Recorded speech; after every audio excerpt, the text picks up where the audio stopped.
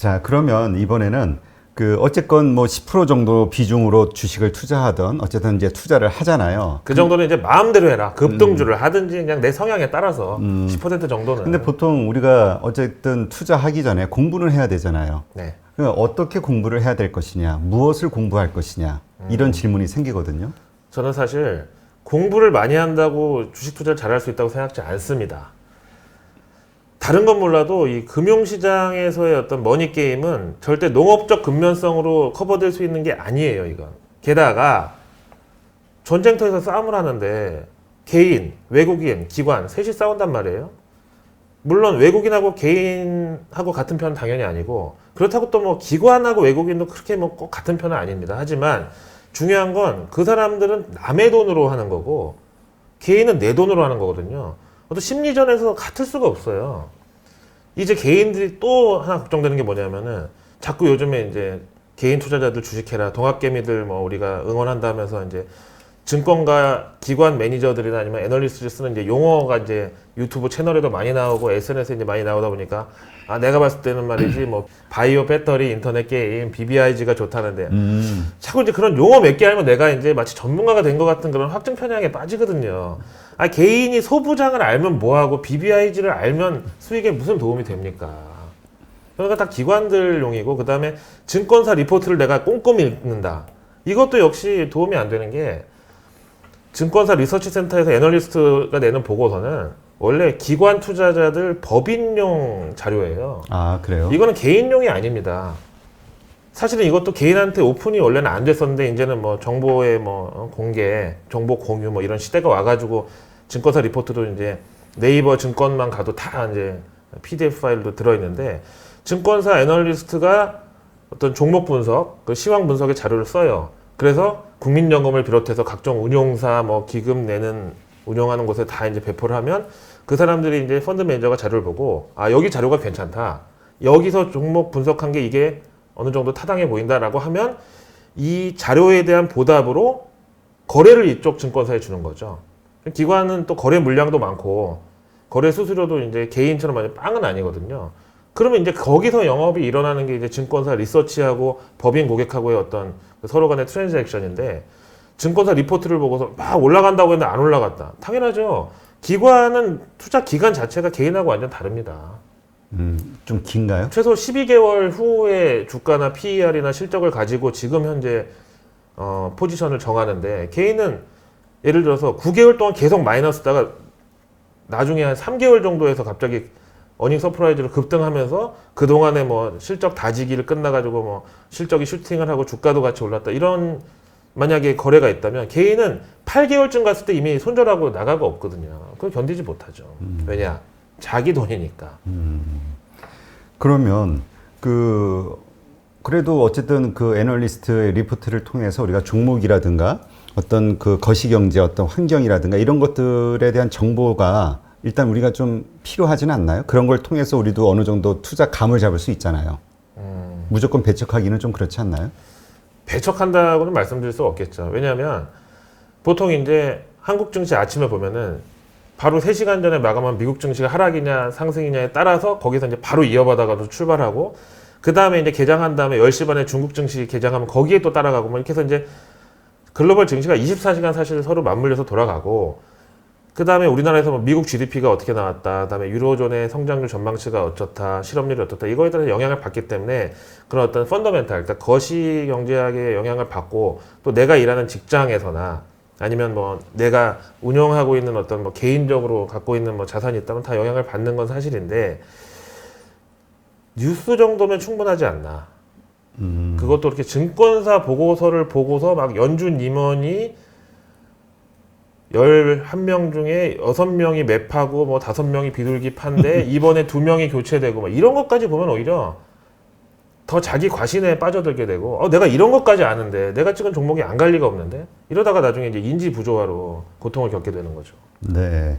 그러면 개인들은 그럼 어쨌든 투자할 때 이게 좋은지 안 좋은지, 혹은 이게 얼만큼 오를지 아니면 얼만큼 떨어질지 이런 감을 잡으려면 그래도 우리가 기본 정보는 있어야 되잖아요. 그건 어떻게 구하죠? 개인 투자자들이? 그래서 사실 어려운 얘기인데 이 정보 매매라고 보통 그러잖아요. 주변에서 야 이거 너만 알고 있어. 혹은 갑자기 어떤 제가 인터넷을 뒤지다가 정말 그 허름한 그 블로그 아무도 안 보는 것 같아. 그런 데 들어가게 되는데 거기 의외로 막 그 아이 캐칭한 문구들이 막 들어있고 거기서 어떤 종목을 얘기하는데 야 이거다. 아무도 모르는 것 같다 지금 사자. 이런데 사실 주가는요 실적이 좋다고 오르는 것도 아니고 실적이 나쁘다고 뭐 그렇다고 떨어지는 것도 아니고 뭐 지금 보시면 알겠지만 그 스노우볼 이펙트로 막 신풍제약 같은 거 그 다음에 카카오 게임즈 누구나 다 야 카카오 가입자가 대한민국에 3,600만 명이야 대한민국 인구의 80%야 여기다가 뭘 팔아도 안 되겠니? 게임을 뭐 퍼블리싱을 하든 여기다 게임을 올리든 안 되겠니? 안 됐잖아요. 빅히트도 마찬가지. 이제는 뭐 어떤 얘기까지 나오냐면은 제가 절대 뭐 빅히트 그 청약에 들어가셨거나 아니면 첫날 따상에 매수하신 분들 뭐 조롱하는 게 아니라 이제 빅히트는 방산주나 백신주로 봐야 된다는 의견까지 있어요. 그건 어떤 의미를 가지고 있는 거죠? 빅히트 매출에 2019년 작년 같은 경우에는 방탄소년단 비중이 99%. 그 다음에 올해는 이제 조금 매출 다변화를 한다고 해서 뭐 여자친구 기획사도 이제 M&A를 흡수하고 면서 조금 다변화를 한다고 했는데 상반기에 87%. 그러니까 빅히트의 방탄소년단의 매출 비중이 너무 크거든요. 네. 만약에 방탄소년단이 이제 군대를 간다. 이러면 이제 매출 공백이 생길 수 있고 실제로 비군대 갔을 때 제이튠 엔터 그다음에 신화나 빅뱅 군대 다 이때 생겼거든요. 그런 걸 예상하는데 그러다 보니까 만약에 남북 관계가 조금 좋으면 야 그래도 문화로 국격을 높인 것도 유공자로 취급해줘서 연예인 군면제 해도 된다. 아 뭐 그럴 수도 있을 것 같아요. 그런데 만약에 북한이 또 미사일 쏘고 남북 관계가 경직되고 리스크가 올라가고 막 이러면 지금 이런 상황에 무슨 연예인 군면제야. 여기에 따라서 빅히트 주가가 또 움직일 수 있고 그러면 이제 빅히트의 지금 뭐 성장성에 대해서 얘기를 하시는데 사실 월드 투어를 한번 돌면 그 티켓 수입이 엄청나거든요. 네. 빅히트의 티켓 파워가 전 세계적으로 보면은 세계 5위예요. 상당하네요. 바로 위에 엘튼 존이 있고요. 4위에. 아리아나 그란데가 6위입니다. 빅히트가 그걸 BTS가 그걸 눌렀어요. 근데 월드 투어 가려면 백신이 나와야 되잖아요. 그래서 월드 투어 가서 한번 확 저기 매출을 땡기려면 백신이 빨리 개발돼야 된다. 그래서 백신 개발 가능성이 높아지면 이제 빅히트 주가도 호재다. 그렇지 않으면 또 악재다. 뭐 이렇게 또 얘기를 하더라고요. 이런 걸 어떻게 증권사 리포트나 아니면 상장하기 전에 펀더멘탈 자료만 보고 주요 주주 지분만 보고 어떻게 알겠습니까? 다 흘러가는 대로 반응도 바뀌는 거고 애널리스트 리포트도 마찬가지예요. 실적 안 좋을 것이다. 또 잘 나왔어요. 그럼 또 목표 주가 바뀌는 거고 투자 의견 바뀌는 거거든요. 그런 거를 개인이 다 팔로우하기에는 정신적으로 너무 피폐해질 수 있다. 제가 봤을 때는 지금 개인 투자자 동학개미 서학개미 한 50%는 이미 여기 중독된 것 같아요. 그러니까 투자에 아니면은 그 리포트를 믿는 거에. 그러니까 투자 정보에 투자 정보에. 하루라도 이걸 안 보면 큰일 날 것 같은 그런 어떤 금전 현상이 있는 거죠. 근데 실제로는 그렇지 않거든요. 근데 그런 이야기도 있긴 했었어요. 그 뭐냐면 그 보통 우리 가치 투자, 장기 투자 하시는 분들의 의견을 들어보면 왜 방송을 보냐, 왜 모니터를 보냐, 하루에 주가에 왜 일희일비하냐, 그냥 계속 그냥 보통 사모으는 것이다 이렇게 얘기를 하시니까. 네. 그게 이제 다 내가 노력한 만큼 보상이 있을 거라고 생각하는 잘못된 생각 때문이죠. 금융시장은 절대로 그런 곳이 아닙니다. 많이 알고 똑똑하고 지식이 많다고 돈을 벌 것 같으면 너무 오히려 쉬운 거 아니에요? 열심히 하면 되잖아요. 농업적 근면성이 안 통하는 시장이 금융시장이에요. 만유인류의 법칙을 발견한 뉴턴도 주식 투자하다가 전 재산의 80%를 말아먹고 비참한 노후를 맞이했습니다. 그 사람이 머리가 안 좋아서 지식이 없어서 그때 주식은 지금 주식시장보다 훨씬 더 단순했는데요.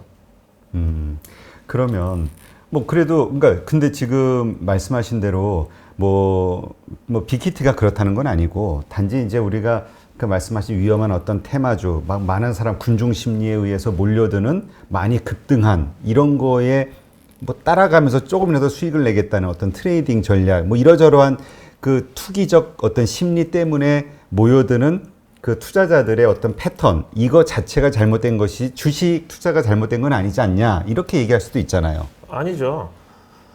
개인들이 막 따라 붙어가지고 시세를 서로 올리면서 막 버블이 쌓이는 그 구간에 내가 들어가서 먹을 자신이 있으면 뭐 예를 들어서 어깨에 들어가서 약간 뭐 이마 정도에서 나오겠다. 이게 왜 나쁘죠?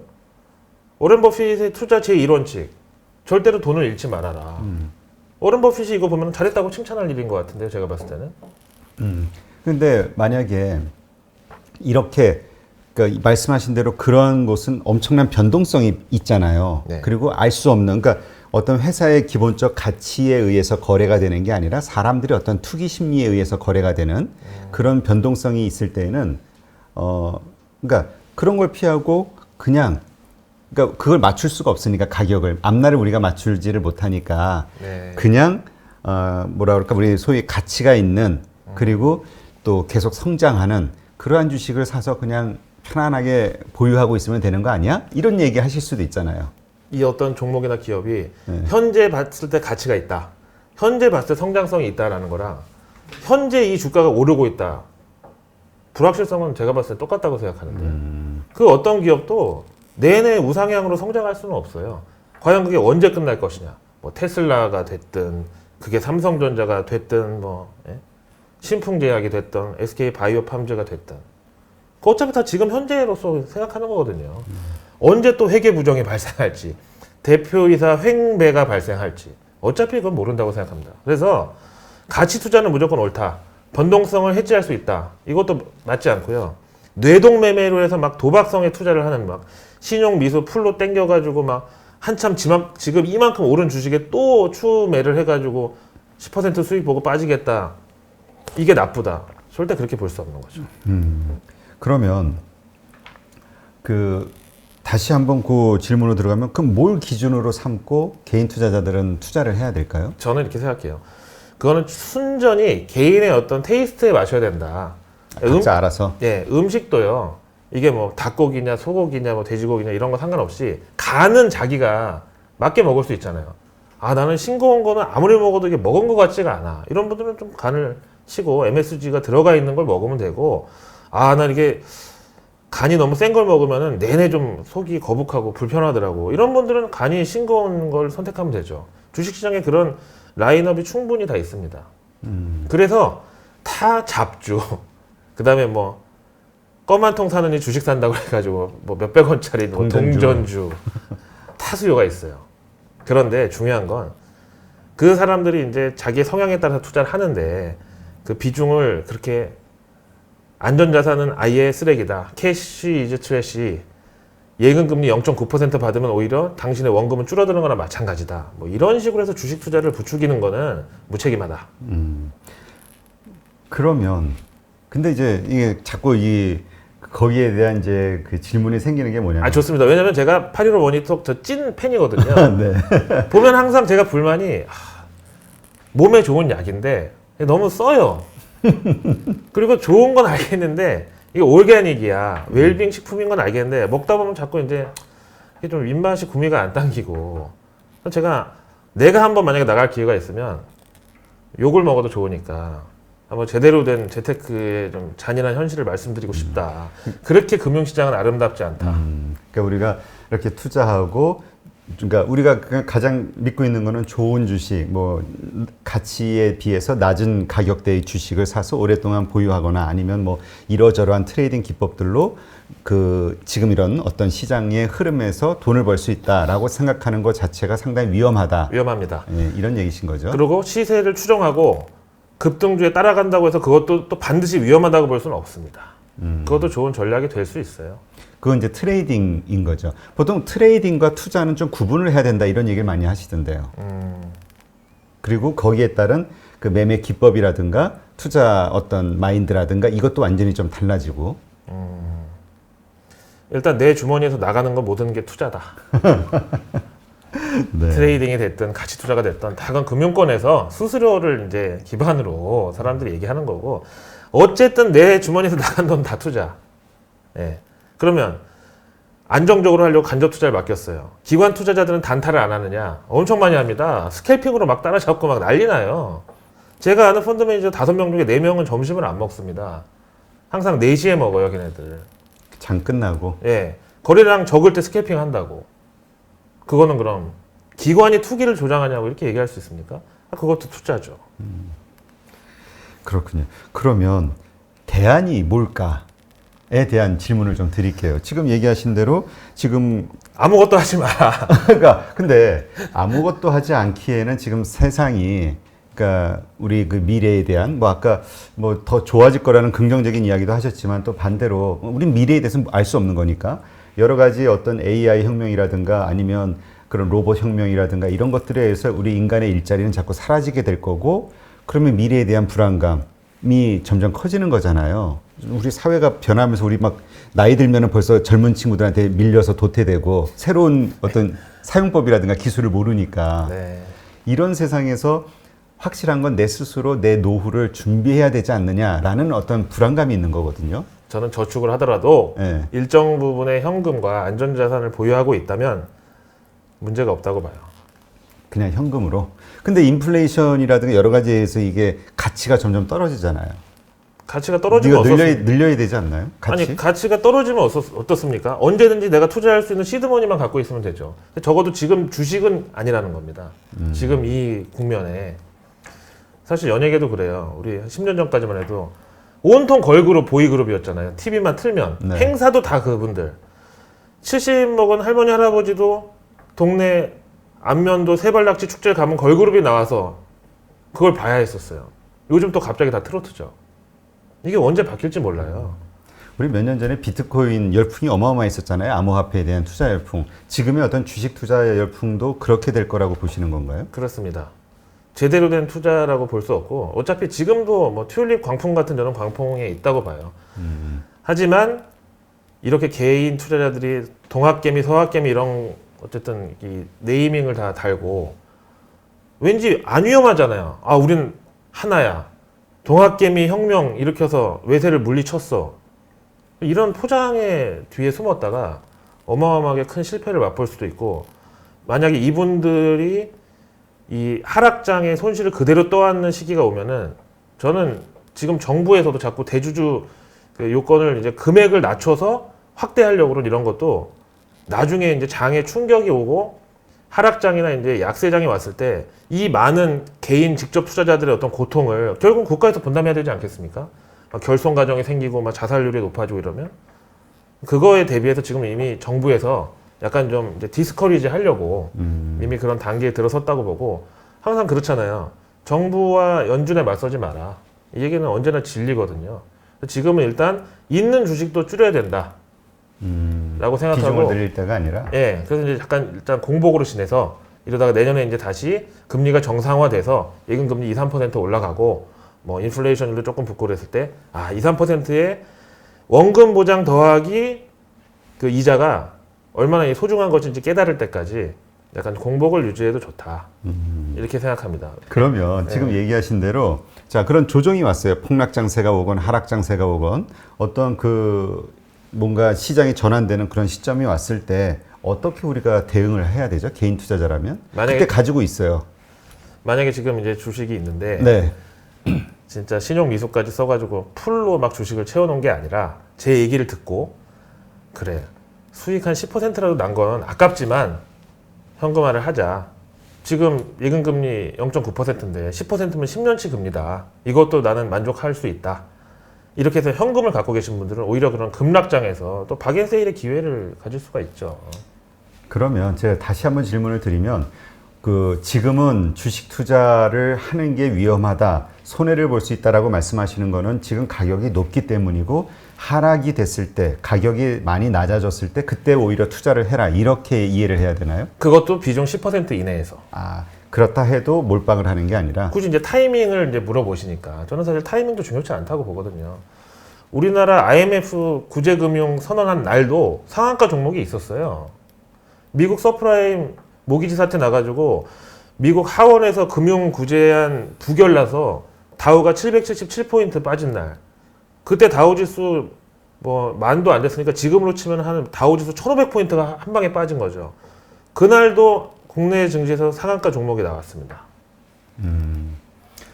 그러면 자 지금 이제 장이 빠졌어요. 그러니까 근데 우리가 이게 왜냐면 장이라는 건 항상 흔들리니까. 근데 이게 좀 대세적인 하락이다, 혹은 뭐 정말 그 폭락의 시작이다, 이렇게 알 수 있는 뭐 징조 이런 게 있나요? 그런 시점이 되면 어떻게 행동을 해야 되나요? 글쎄 뭐 전통적인 주식시장의 격언이나 이런 거 보면은 뭐 모든 사람들이 뭐 승리에 도취해 있을 때 주식을 팔아라.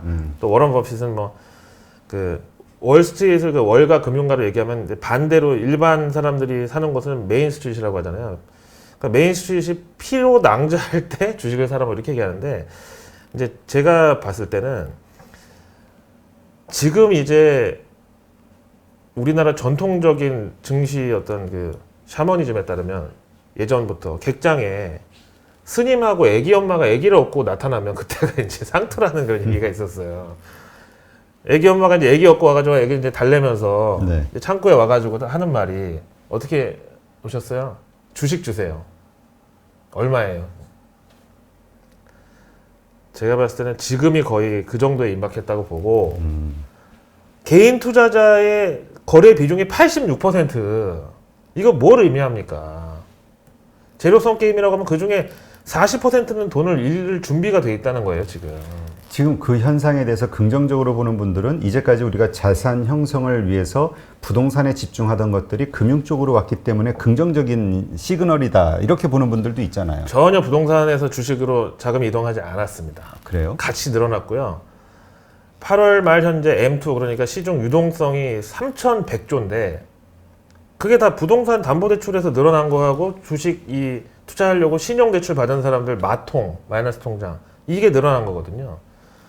부동산 가격이 뭐 버블이 꺼지면서 주식으로 오고 있다, 그레이트 로테이션 뭐 얘기하잖아요. 전혀 사실과 다르고, 제가 주변에서 봐도 주식 투자를 해도 될 사람과 하지 말아야 될 사람이 따로 있습니다. 이거는 뭐 조상한테 따져야 돼요. 그냥 본인이 타고난 어떤 그 도박이나 이런 그 유혹에 대해서 이제 약한 그런 두뇌가 있다 그래요. 도파민 수용체가 이제 저처럼 흥분을 잘하는 거죠. 그럼 주식 흥분 잘하고 이런 사람 주식 투자하면 안 되나요? 하는 족족 망했어요, 저는. 진짜 그래요? 망했고, 지금 이제 비자발적 가치 투자로 물려있는 종목 몇 개 있어요. 뭐 미국 바이오 있고, 있는데. 그러니까 피를 보셨으니까 이렇게 부정적이 되신 거 아니에요? 만약에 돈을 벌었으면 그렇죠. 이거는 정말 되는 거야, 이렇게 하지 않았을까요? 근데 또 그런 분들이 많잖아요, 지금 시중에. 제가 금융권에서 그래도 저 정도면 정부의 어떤 윗단에 있는 사람이거든요. 그런데도 불구하고 주식으로 돈 벌기가 힘들어요. 그러니까 제가 이제 요즘에 뭐 뉴미디어인으로 뭐 여러 군데서 활동하는데, 본인을 한마디로 얘기하면 뭡니까 했어요. 저는 파이어족이라고 해요. 파이낸셜 인디펜던스, 리타이어 얼리. 그러니까 저는 이미 40대 초반에 내 경제적인 어떤 독립을 이루고 일찍 은퇴를 했거든요. 이제부터 이제 나를 위해 살자. 공부도 이제 좀 더 하고. 근데 이제 그때 투자해서 갖고 있던 주식들이 이제 안 좋아지면서 경제적으로 독립하고 조기 은퇴한 지 8주 만에 생활비가 없어가지고 다시 뉴미디어를 시작했는데 8년이 아니라 8주? 8주. 부끄럽지 않습니다. 부끄럽지 네. 않고, 저는 이미 30대에 제가 목표를 하던 어떤 사회적 그 목표를 다 달성을 했어요. 사회적 어떤 성취를 이뤘어요. 그러니까요, 뭐 증권회사 이사도 하셨고. 이미 36살 때 회사 차하고 운전하는 기사 아저씨가 있었어요. 아침에 주 2회 정도는 뭐 신라 호텔에서 조찬 모임, 서울 클럽에서 무슨 경제인 초청 조찬 모임, 이런 걸 갖고 저녁마다 막 금융권에 있는 사람, 제도권, 비제도권 다 모여가지고 술 마시고, 그때는 몸무게도 한 110kg 나갔어요. 그러니까 이제 도파민 수용체가 하루 종일 열려 있었죠. 그냥 하루 종일 젖어 있었죠. 그 다음에 이제 또 언론사에서 애널리스트 겸 언론인으로 또 방송도 했는데 전문위원까지 갔어요. 보통 기자 생활 필드에서 한 10년 이상 해야지 뭐 해설위원, 논설위원, 전문위원 되잖아요. 그래서 나는 이제 30대에 내가 목표로 한 바 성취를 다 이뤘으니까 이제 40대 초반에 어느 정도 자금을 가지고 은퇴하자, 뭐 이랬던 거거든요. 그렇게 어떤 여의도에서 혹은 글로벌리 봐도 정보의 그 상단에 있는 저도 주식으로 돈을 잃었는데 지금 동학개미 분들이 과연 스마트머니냐? 장이 좋을 때는 스마트개미고 장이 나쁠 때는 뭐 멘탈이 부서질 수 있는, 무시하는 게 아니고 저는 그게 걱정이에요. 그러니까 초기에 들어왔던 분들은 그 수익을 받지만 그 중간에 이제 열풍이 불었을 때 들어온 분들은 지금 상당히 손실이 좀 크다 이런 얘기도 있거든요. 그리고 그런 분들이 많이 있다. 개인 투자자들 가운데. 정상이죠. 예, 이런 분들은 그럼 어떻게 대처를 해야 됩니까? 제가 봤을 때는 예. 한두 가지 종목을 찍어가지고 나머지 이제 뭐 마이너스 3%, 마이너스 12%뭐 이런 거는 이제 다 정리를 해서 한두 가지에 넣고 진짜 한 종목에? 10년을 기다리는 게 좋지 않나. 아, 그 중에 가장 우량주라고 생각되고 미래 비전이 아니죠. 있는? 현재로서의 기준으로 우량주가 아니라 본인이 이제 판단했을 때 이 정도는 이제 미래가 있고 성장성이 있다. 뭐 이런 종목이면 좋지 않나. 아, 일단 주식 투자를 해서는 안 되는 사람이다 본인이. 그러면 지금이라도 빨리 현금화해서 안전자산이 뭐 예금이 됐든 아니면 뭐 국공채가 됐든 아니면 채권형 펀드가 됐든 이런데 지금이라도 빨리 옮겨 담는 게 좋다 이거죠. 네. 일단 내가 주식을 해서는 안 되는 사람이구나 이거의 판단 기준이 저 나름대로 몇 가지가 있는데 한 4가지 정도. 일단 최근 1년 사이에 신용카드 연체한 적이 있다. 1년 12개월 사이에. 예. 이 4가지 중에 하나라도 해당되면 이분은 주식 투자가 안 맞는 분이에요. 그 다음에 로또를 100만 원어치 이상 구입한 적이 있다. 한 번에? 네. 그 다음에 쇼핑, 뭐 요즘 온라인도 많이 하고 네. TV 홈쇼핑도 다 포함해서 오프라인, 온라인 쇼핑 다 포함해서 내가 구입한 물건 중에서 환불이나 반품이나 아니면 샀는데 그냥 장롱에 넣어놓고 안 쓰는 물품이 50%가 넘는다. 절반이 넘는다. 4번째, 카드 결제 금액을 보고 내가 언제 이렇게 썼어? 이거 잘못됐네 하고 카드사에 전화해서 세부 내역을 보고 나서 수긍한 적이 지금까지 5번 이상 있다. 몇 년간? 지금까지 경제활동 하면서. 아, 살면서. 예. 여기에 하나라도 해당되는 분들은 직접 투자를 안 하시는 게 좋습니다. 저처럼 예. 도파민의 그 뇌동매매로 휘둘릴 수 있는 확률이 높은 분들이에요. 아, 그러면 그런 거를 고치려고 노력하면 되지 않나요? 고쳐서 노력해서 뭔가 내동매매를 하지 않으려고 노력하다 보면 좋은 수익이 나오진 않을까요? 고쳐지지 않습니다. 그래요? 결국은 주식 투자 하다가 비기너스 럭이라고 그러죠. 네. 처음 하는 사람이 원래 돈을 따잖아요.